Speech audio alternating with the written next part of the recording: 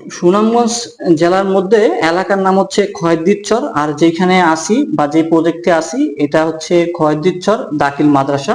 তো এই প্রজেক্টের যে সম্মানিত কাস্টমার ভদ্রলোকের কমপ্লেন হচ্ছে তার যে সিস্টেমটা আছে, সোলার সিস্টেমটা আছে, সেটা কিছুদিন চলছে, চলার পর এখন আর তাকে সার্ভিস দিচ্ছে না।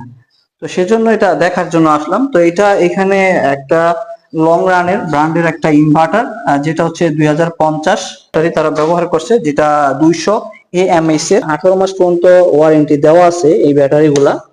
তো এখন এটা যখন মেশিনটা আমরা চেক করলাম, মেশিন এর কোনো কোয়ালিটি কোনো ফল্ট আছে কিনা বা মেশিন এর কোনো সমস্যাগুলো আছে কিনা সেগুলো দেখলাম এবং আপনাদেরকেও দেখাই। তাদের মেন কমপ্লেন হচ্ছে তাদের যে সোলার সিস্টেমটা থেকে যে আউটপুটটা পাওয়ার কথা সেটা কিছুদিন তারা পেয়েছিল, লোড গুলো চলছে, এখন আর চলতেছে না। তো তাদের যে ব্যাটারি যে দুইটা এখানে আছে, যেহেতু এটা 200 mAh এর করে দুইটা ব্যাটারি, তো এখান থেকে তো তাদের যে লোড গুলো ছিল ওইগুলা তো কিছুদিন চলছে, এখন চলতেছে না কেন?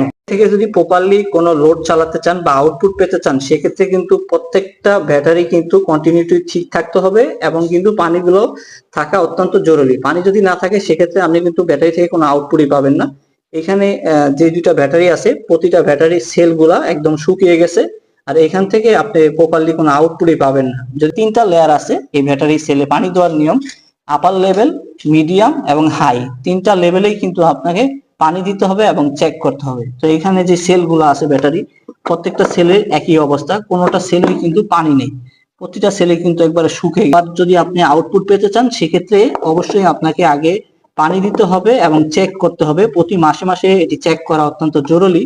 আপনারা যারা এই সোলার সিস্টেমটা নিছেন তারা অবশ্যই কিন্তু এটা চেক